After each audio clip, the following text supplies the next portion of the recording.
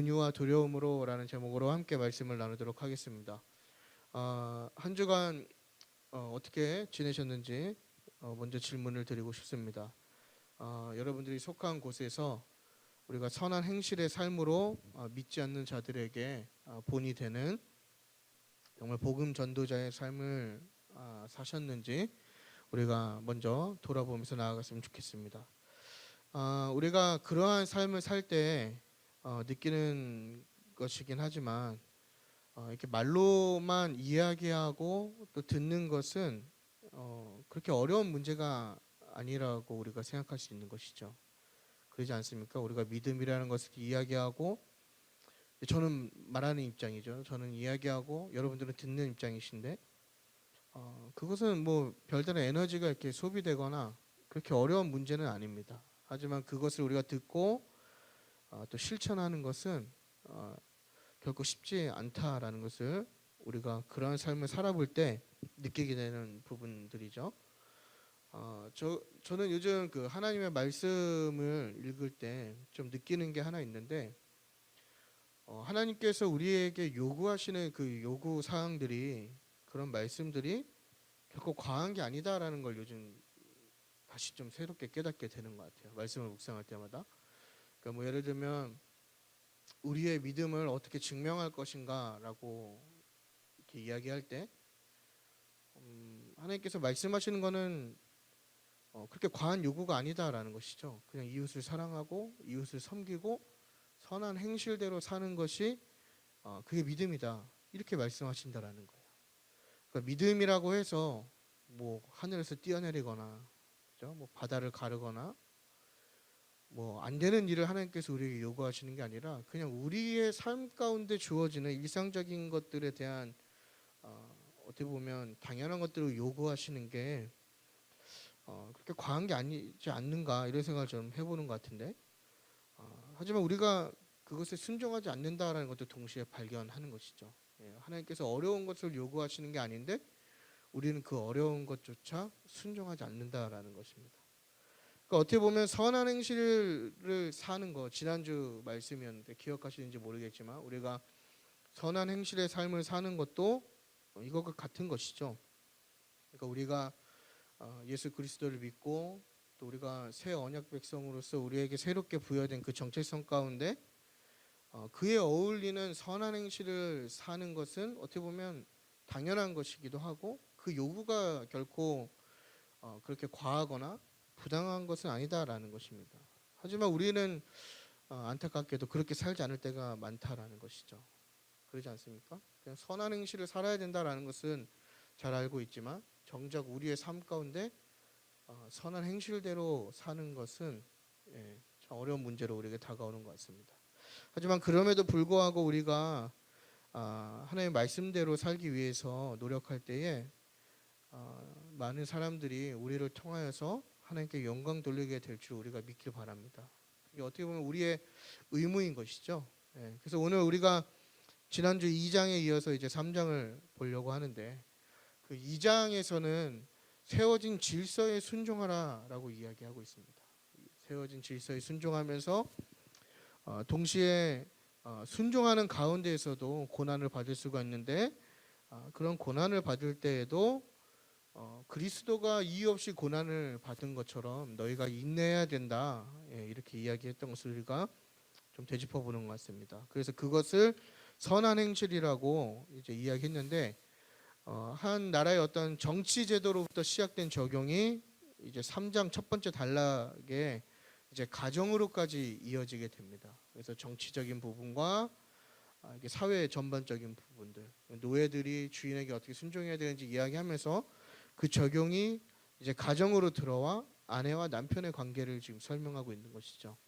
그래서 3장 1절에서 7절까지의 내용은 결국에는 아내는 남편에게 순종해야 되고 남편은 아내를 귀하게 여겨야 된다. 그러니까 서로 이런 관계 속에 있어야 된다, 이런 얘기를 하는 것이죠. 그래서 이게 어떻게 보면 다 각자의 입장을 대변하는 말씀이잖아요. 이거 말씀 듣고 가지고 남편분들은 또 아내한테 하나님의 말씀에 죽게 하듯 나한테 순종하라고 했는데 왜 이렇게 순종하지 않는 거야, 이렇게 얘기할 수도 있는 거고, 그러지 않습니까? 순종해야지, 하나님의 말씀이 그렇게 얘기하는데 근데 또 남편분들이 까먹는 게 하나 있어요. 그죠? 연약한 그릇이라는 걸 까먹는 것이죠. 그래서 더 아껴줘야 되고 사랑해야 되는데 이런 것들을 하지 않는 거예요. 그러니까 이런 것들을 잘 이해할 필요가 있는 것인데, 여하튼 뭐 그런 것들을 설명하면서 그런 관계 속에서 그것도 역시 선한 행실의 삶을 사는 것이다라고 지금 이렇게 이야기하고 있는 거예요. 그러니까 앞서 이야기한 2장의 모든 내용들, 그러니까 2장의 10절까지의 그 새로운 정체성이 부여된 이후에 실질적인 적용을 하고 있는 그 선한 행실이라고 하는 것들은 결국엔 뭐냐면, 믿지 않는 이웃들 사이에서 당시의 그리스도인들이 그리스도인으로서 생존할 수 있는 방법이기도 했다라는 것입니다.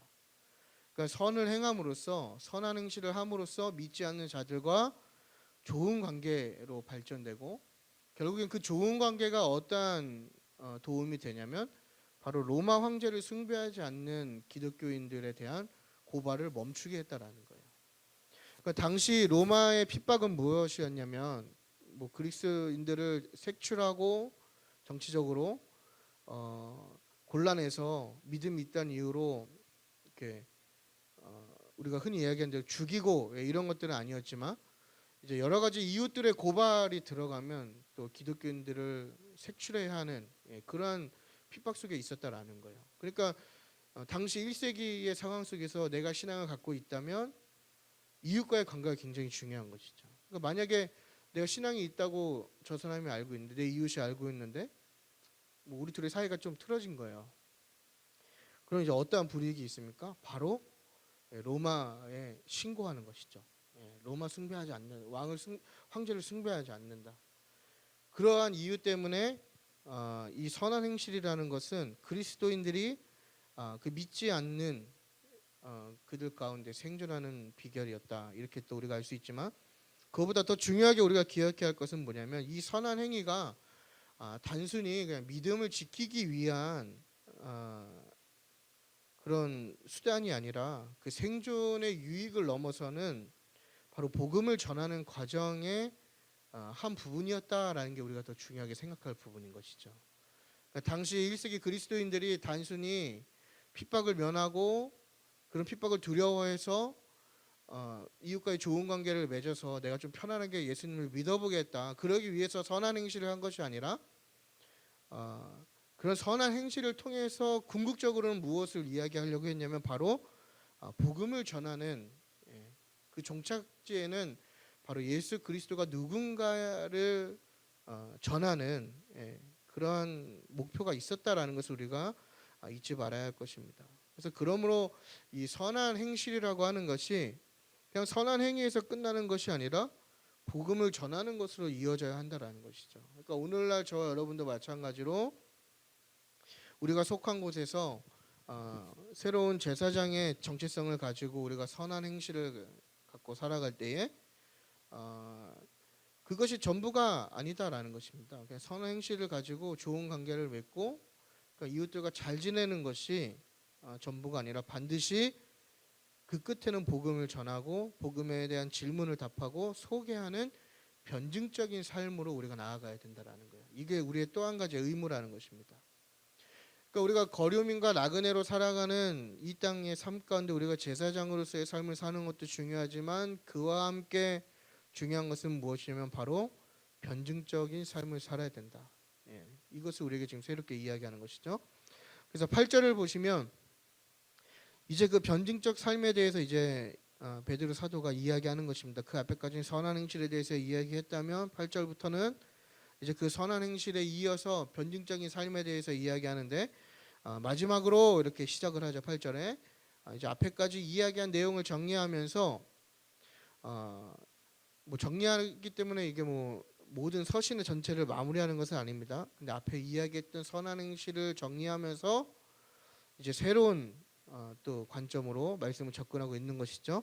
그래서 5가지의 이야기를 하는데, 이게 바로 이방 문화 가운데 살아가는 그리스도인들에 대한 5가지 권면을 지금 나열하고 있는 거예요. 그래서 8절을 보시게 되면 마음을 같이하고 동정하고 형제를 사랑하고 불쌍히 여기고 겸손해야 된다. 이것이 앞에서 이야기했던 선한 행실을 다시 한 번 더 정리한 것이죠. 근데 우리가 주목할 것은 뭐냐면 그 5가지도 중요하지만 바로 복을 빌라라는 것입니다. 9절에 보면 복을 빌어야 한다. 그러니까 자신을 핍박하는 자들에 대해서 악으로 갚지 말고 복을 빌어야 된다라는 것이죠. 그러니까 여기서 복을 빌라라고 하는 것은 예를 들면 저 사람이 상대방이 나에게 욕을 하고 저주하고 나쁜 말을 할 때 내가 그걸 듣고 그냥 나는 똑같이 욕을 안 하고 그냥 뭐 좋은 말을 했다라고 해서 그 복을 비는 것이 아니라 오늘 본문에서 이야기하는 복을 빌다라고 하는 것은 뭐냐면 바로 복음을 전하는 것을 의미하는 것입니다. 그러니까 상대방이 나를 핍박하고 괴롭게 하고 나에게 어떤 도전적인 말과 행동을 할 때에 복을 빌다라고 하는 것은 오히려 그들에게 복음을 전한다라는 것이죠. 그러니까 어떻게 보면 우리 그리스도인들이 복을 전하는 것이 그냥 뭐 좋은 말 해줘서 복을 비는 게 아니죠. 결국에는 복음을 전하는 것이 진짜 복을 알려주는 것이 아닌가 이렇게 생각해 볼 수 있는 것 같습니다. 그래서 나그네로서 이방인들 사이에 살아가는 그리스도인들은 늘 우호적이지 않는 관계와 환경에 둘러싸여 있죠. 그래서 때로는 선한 행실의 삶으로 그것을 이제 극복하려고 해도 이유 없는 또 고난과 핍박을 겪을 때가 있었다라는 것입니다. 근데 그런 고난에도 또 자신을 핍박하고 괴롭히는 그런 말들 가운데에서도 상대에게 저주된 말이 아니라 복음을 전해야 된다. 지금 이것을 이야기하고 있는 거예요. 왜냐? 예수님이 그렇게 하셨기 때문이다라는 것이죠. 그래서 예수님을 핍박하고 조롱하는 많은 자들에게 심지어 예수님께서는 그 십자가에 달려 돌아가시는 그 순간까지 그들을 위해서 기도하셨죠. 저들은 아무것도 모르는 자들이다라고. 그렇기 때문에 우리가 그렇게 하는 것인데 사실 이것이 결코 쉬운 건 아니죠. 말로는 굉장히 뭐 쉽게 이야기할 수 있는 부분이지만 그러지 않습니까, 여러분? 우리가 욕 한마디 들으면 욕을 한 10마디 해도 모자를 파네. 다 그렇게 사시잖아요. 그죠? 예수님이 말씀하신 것 중에 오른뺨을 대면 왼뺨을 2대 때려라. 그렇죠? 이렇게. 우리 다 그렇게 살지 않습니까? 이렇게 당하고는 못 사는 게 우리의 삶이잖아요. 근데 주님께서 말씀하시고 계속해서 그 가르침을 따라 사는 사람들의 원리는 뭐냐면 그러한 도전 가운데에서도 복음을 전해야 된다. 이걸 지금 이야기하고 있는 것입니다. 그래서 예를 들면 우리의 삶 가운데 그런 것이죠. 우리가 뭐 예수를 믿고 있는데 우리 가정에서 나만 신앙생활을 하는 경우가 있잖아요. 그래서 하나님의 말씀에 순종해서 나름대로 가정에서 남편을 뭐 여자분이라고 치면 남편을 잘 이렇게 순종적으로 대하고 섬기고 또 자식들에게 본을 보이고 이렇게 열심히 사는 거예요. 그러나 여전히 배우자가 신앙생활에 있어서 그것을 가지고 핍박하고 방해하고 구박하고 욕하고 괴롭게 하는 것이죠. 근데 그런 에도 뭘 해야 되냐? 바로 복음을 전하라는 거예요. 인내하면서 복음을 전해라. 그래서 뭘 얘기하는 거예요? 예수님이 이유 없이 고난을 받으셨기 때문에 너희가 그런 알 수 없는 고난 가운데서도 잘못한 거 없이 고난 받는 것은 복되다. 지금 이걸 이야기하는 거잖아요. 그러니까 그런 환경 가운데서도 포기하지 말고 복음을 전하라는 거예요. 제가 어제 잠깐 그 저녁에 어떤 가게 앞에 있었는데 그 중년 부부신가 봐요. 모르시는 분들인데 가게를 들어가면서 남편분이 저기서부터 좀 걸어오면서 이렇게 잔소리를 좀 많이 했나 봐요. 근데 이제 그 여자분이 들어가면서 그 남편분에게 아주 속 시원하게 막 쌍욕을 하시는 거예요. 그만 좀 여기서 뭐 얘기할 수 없는 얘기로 그만 좀 잔소리 하라는 얘기였죠, 결론은. 그래서 제가 들으면서 그냥 참 모든 부부가 저렇게 사는 건가 이런 생각을 좀 해봤거든요. 잔소리 좀 너무 심하게 한 것 같더라고요. 그래서 이렇게 들려오는 소리가 처음에는 뭐 예 뭐 이렇게 하다가 가게 안으로 들어갈 때는 그만 좀 지랄하라고 막 이렇게 하는 거예요. 그래서 이게 맞는 건가? 예? 이게 우리의 모습이잖아요. 설교 시간에 이런 말 써서 죄송하지만 우리가 선한 행실을 가지고 열심히 살지만 우리의 가정 가운데 충분히 이런 일을 겪을 수 있다는 것이죠. 우리의 인내심을 마치 테스트하는 것 마냥. 그럴 때도 우리가 뭘 해야 되냐면 그래 너는 지옥 가갖고 지옥 불에나 떨어져라 이렇게 이야기하는 게 아니라 그러지 않습니까, 여러분? 예, 그게 아니라 그것을 인내하면서 복음을 전하라는 거예요. 그러한 삶을 살라는 것입니다. 그것이 바로 우리가 가져야 될 변증적 삶의 한 부분이라는 거예요. 뭐 회사도 마찬가지지 않습니까? 예, 대부분 사회가 교회에 대해서 이렇게 우호적이지 않습니다. 특히 오늘날 살아갈 때 특히나 이렇게 어떤 스케줄을 짜서 근무하시는 분들 보면 우리가 좀 지혜가 필요하긴 한 것이죠. 그런 것 가운데 무조건 나는 예수 그리스도로 삽니다 해가지고 그러지 않습니까? 이기적으로 주일에는 무조건 나는 주일 성수해야 됩니다.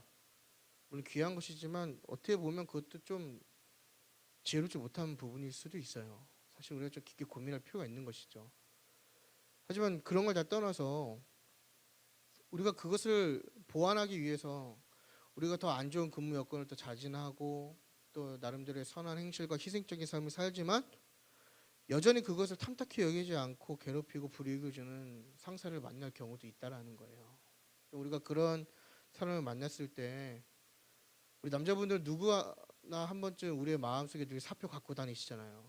그렇지 않습니까? 내가 언젠가 이거 한번 던지리라. 그죠?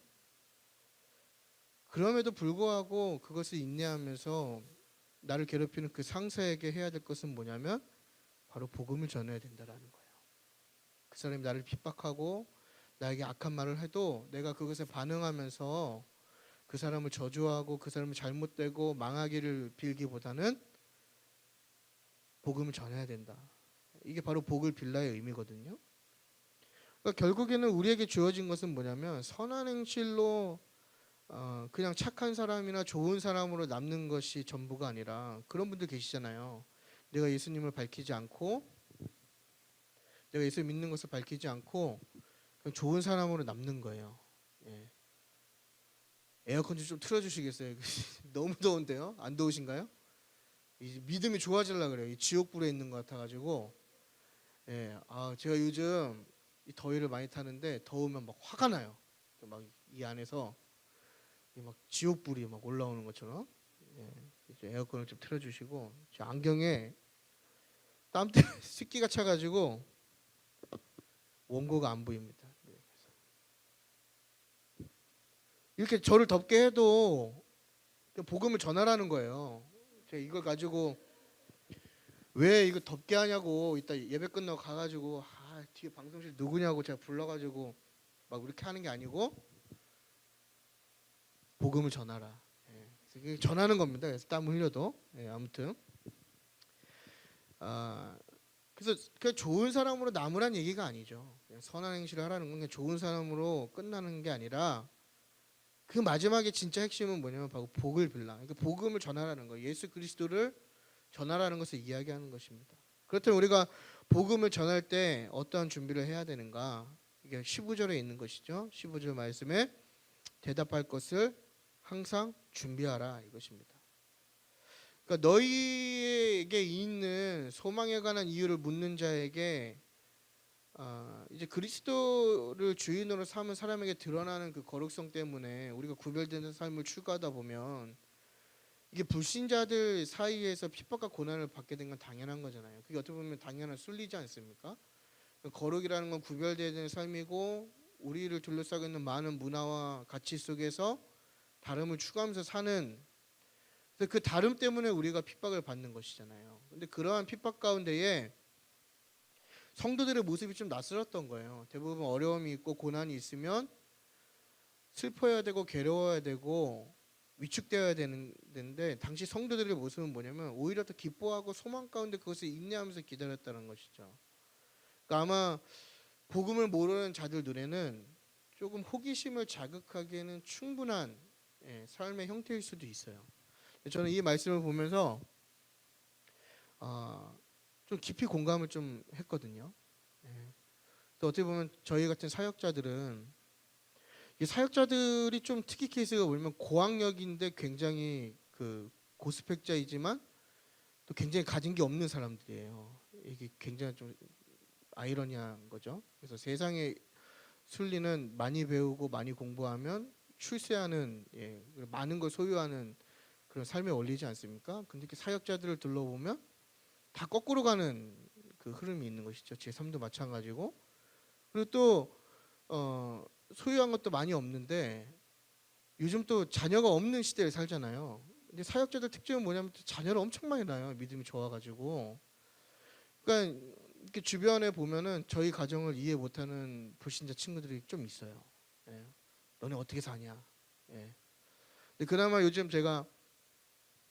요즘은 아니지만 그래도 제가 좀 큰 소리 낼 수 있는 건 뭐냐면 우리 교회에 또 갈렙 하우스가 있어가지고 그나마 그걸로 어깨를 많이 피고 다녀요. 예. 그래서 네 남편 어디 갔니? 그러면 하와이. 어떻게 갔지? 그러면 은혜로 가는 거야. 이렇게. 예? 저희가 좀 말도 안 되는 소리 하긴 하는데 아마 이러한 관점이 아닌가 싶어요. 그렇지 않습니까? 그들의 머리로는 이해가 가지 않는 거예요. 그리고 오랜만에 친구들을 만났거든요. 제 친구도 그렇고 다들 뭔가 열심히 사는데 표정이 그렇게 밝지 않아요. 뭔가 근심이 있고 걱정이 있고 염려가 쌓인 얼굴들. 하지만 저와 제 아내 저희 가정의 삶을 보면 그들이 저희를 오히려 걱정하지만 저희 안에는 막 기쁨과 소망이 넘쳐나거든요. 여러분도 비슷하지 않습니까? 당시 1세기 성도들이 그러한 모습을 갖고 있었다라는 거예요.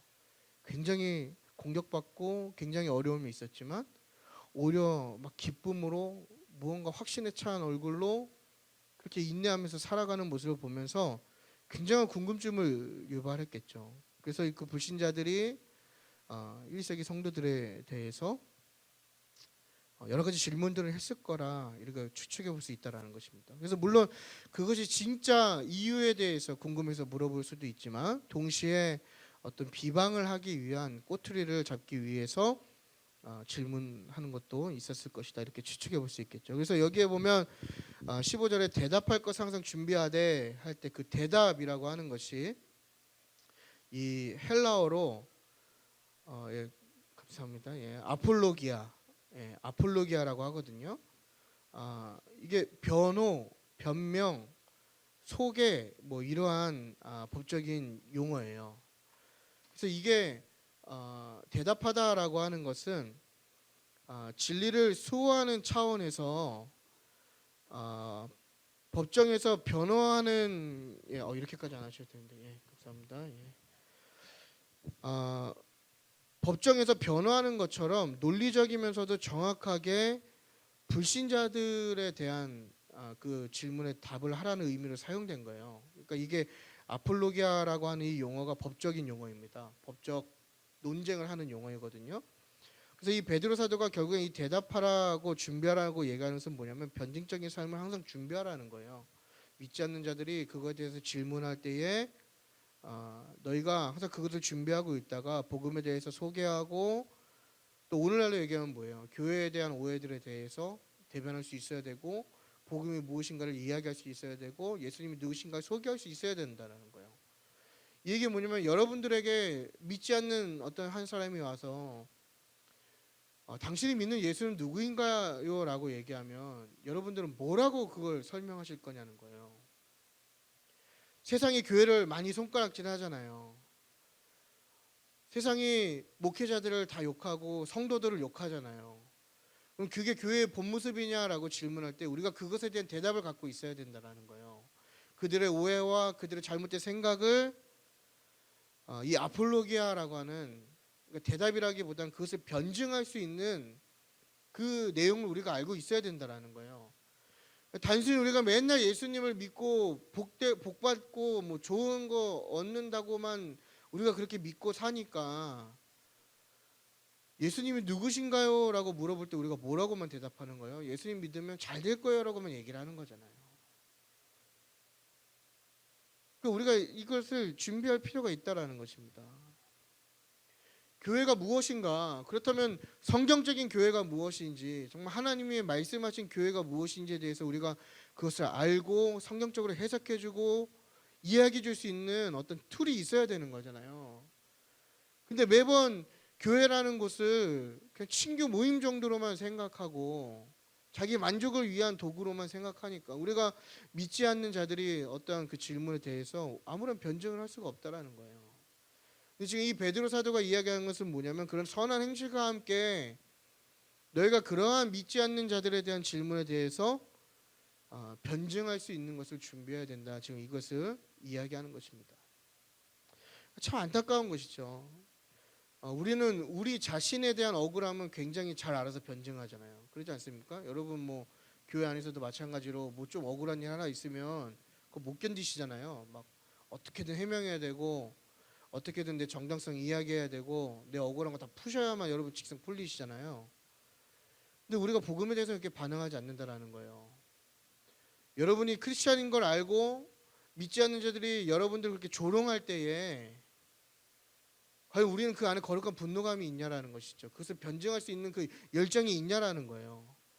예수님이 모욕을 받아도 교회가 욕을 먹어도 우리 안에는 아무런 상관이 없는 것처럼 우리가 행동한다라는 것이죠. 그저 그냥 선한 행실로 좋은 이미지만 쌓고 좋은 관계를 유지하는 것에 우리는 만족하고 있다라는 거예요. 그러니까 우리가 이것에서 한 걸음 더 나아가서 바로 이런 변증적인 삶을 살아야 된다는 것입니다. 그래서 이 변증적인 삶을 잘 보여주는 사람이 있는데 바로 사도 바울이죠. 사도 바울은 복음을 전하다 감옥에 갇혀도 한 번도 자신을 위해서 변호한 사람이 아니에요. 그죠? 억울한 일을 당해도 참았던 사람이죠. 하지만 이 사도행전 마지막 부분에 가시면 이 바울이 이 아폴로기아를 4번의 변명을 하게 되는데 그 변명도 자기 자신을 위해서 변명한 것이 아니라 바로 그 변호하는 그 순간까지도 로마에 가기 위해서 또 예수 그리스도와 관련된 복음을 소개하는 기회로 삼았다라는 거예요. 그래서 여러분 집에 가셔서 꼭 사도행전 한번 읽어보셨으면 좋겠어요. 그래서 바울이 그 법정 앞에 섰을 때 그 아폴로기아를 잘 읽어보시면 내가 누구인가를 얘기한 게 한 개도 없어요. 그냥 내가 믿는 예수가 누구인가를 얘기합니다. 이게 바로 변증적인 삶이다라는 거예요. 그게 핵심이다라는 것입니다. 그래서 우리가 이러한 변증적인 삶, 나를 통해서 예수님이 누구인가를 변증하는 삶을 살 때에 결과적으로 우리가 어떤 마음으로 살아야 하는가? 바로 온유함과 두려움이다라는 것이죠. 그러니까 우리가 온유함과 두려운 마음으로 이 대답할 것을 준비해야 된다는 거예요. 이 온유라고 하는 것은 하나님을 신뢰할 때 가질 수 있는 성품이죠. 두려워하는 마음은 이게 누구를 두려워하는가가 굉장히 중요한데 아마 14절에 보면 그들이죠. 핍박하는 자들을 두려워하지 말라고 말하는 것으로 보아서 아마 이 두려움조차도 하나님을 두려워하는 그런 마음이다라고 우리가 해석할 수 있을 것 같습니다. 그러니까 이 얘기는 뭐냐면 우리가 변증적인 삶을 살아갈 때에 우리 마음에 하나님을 신뢰하고 경외하는 마음을 가지고 날마다 준비하면서 살아야 된다라는 거예요. 그러나 주의할 것은 뭐냐면 논쟁가가 되지 말라는 것이죠. 그러니까 이 온유라고 하는 단어는 겸손과 함께 사용되는 단어거든요. 그러니까 하나님을 신뢰하는 것은 겸손한 마음과 태도를 갖는 것이기도 한데 하나님 앞에서 겸손한 마음과 태도를 갖지만 동시에 사람들 앞에서도 겸손해야 된다는 것을 이야기하는 것입니다. 그러니까 이 얘기 뭐냐면 변증적인 삶을 살지만 논쟁하기를 즐겨하는 삶을 살지 말라는 것이죠. 그러니까 논쟁이 왜 다 일어나는 것이죠? 다 자기 중심적 사고이고 자기의 생각과 주장을 논하기 때문에 논쟁이 일어나는 것이죠. 그래서 논쟁의 끝은 결국에는 다툼입니다. 그러니까 이것은 어떻게 보면 선한 행실에서 벗어나는 것이죠.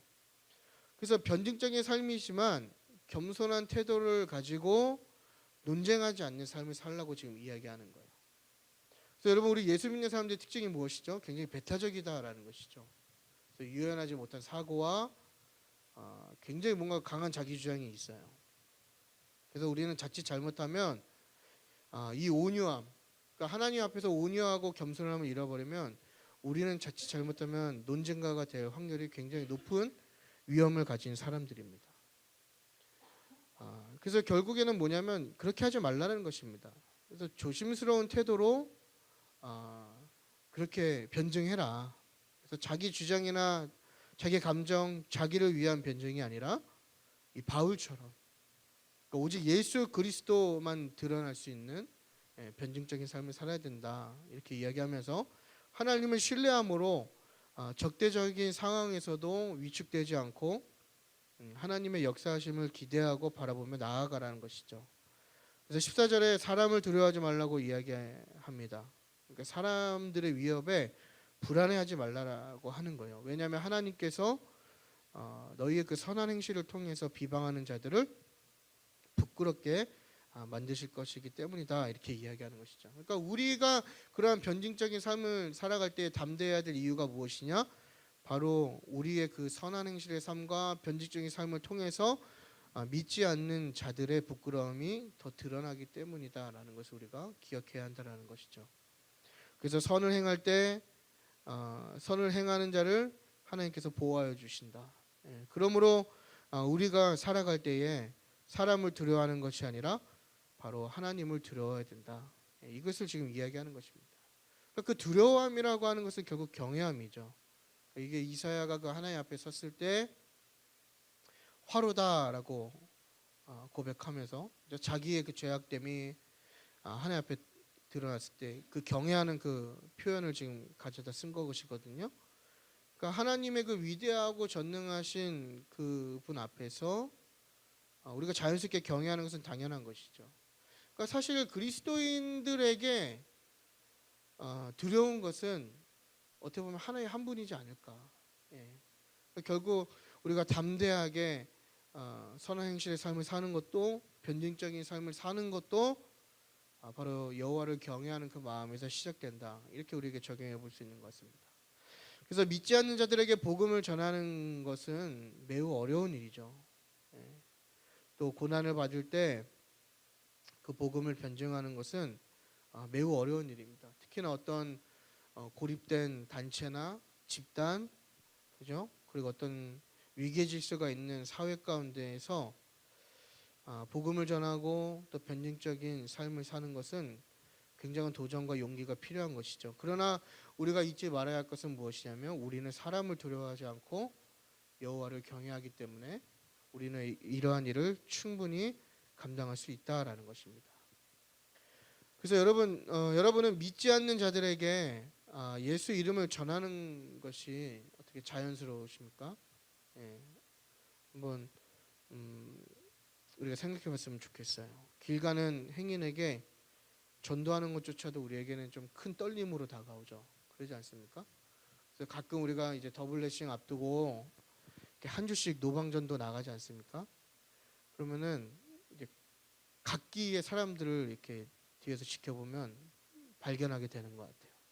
이 교회 안에서는 굉장히 담대한 것 같지만 노방전도 나가면 유일하게 또 되게 굉장히 반대로 또 부끄러워하는 분이 계시기도 하고, 또 반대로 교회 안에서는 굉장히 정적인 분 같지만 노방전도 나가면 또 담대하게 막 교회 오라고 선포하시는 분도 계시고, 우리가 그런 것들을 발견하게 되는데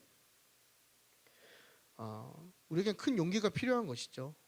변증적인 삶을 산다는 것 자체가, 그죠? 예수님 누구신가를 증거하고 우리가 믿는 그 복음에 대해서 변증하는 것 자체가 큰 용기가 필요합니다. 두려운 마음이 앞서는 건 당연한 것이죠. 그러나 이 베드로 사도가 뭐라고 이야기합니까? 하나님을 신뢰하고 경외하는 마음으로 두려워하지 말고 담대하게 나아가라는 것입니다. 그러니까 오늘을 살아가는 저와 여러분의 삶이 우리가 뭐 사자반만 안 될 뿐이지, 사실 당시 1세기 교인들이 겪었던 여러 가지 삶의 문제의 형태가 지금 저와 여러분의 삶의 형태가 굉장히 유사하거든요. 그러니까 우리가 충분히 느낄 수 있는 감정이다라는 거예요. 하지만 그럼에도 불구하고 이 베드로 사도가 이야기하는 것은 뭐냐면, 그 마음을 이겨내고 하나님을 신뢰함으로 우리에게 맡겨진 변증적인 삶을 살아내라, 이렇게 이야기하는 것을 우리가 한 번 더 돌아보게 되는 것 같습니다. 그래서 결론입니다. 그래서 선을 행하는 것은 이 복음을 증거하기 위한 단계라는 것을 우리가 잊지 않았으면 좋겠습니다. 단순히 어떤 우리의 입지나 우리의 이미지 관리를 위한 선한 행실이 아니라, 그 선한 행실의 마지막은 바로 복음 증거가 있다라는 것을 우리가 기억해야 하는 것이죠. 동시에 하나님께서 우리에게 새 언약 백성으로서 제사장이라고 하는 새로운 정체성을 부여하신과 동시에 우리에게 또 한 가지 주어진 책임은 무엇이냐면 바로 변증적인 삶을 살아야 된다. 이것을 우리가 기억했으면 좋겠습니다. 그래서 저와 여러분의 선한 행실과 또 그와 더불어서 그 마지막에 변증적인 우리의 믿음과 삶을 통해서 많은 사람들이 하나님을 알아가고 또 마지막에 하나님께 영광을 돌리는 그렇게 쓰임 받는 저와 여러분의 삶이 되기를 축복하겠습니다.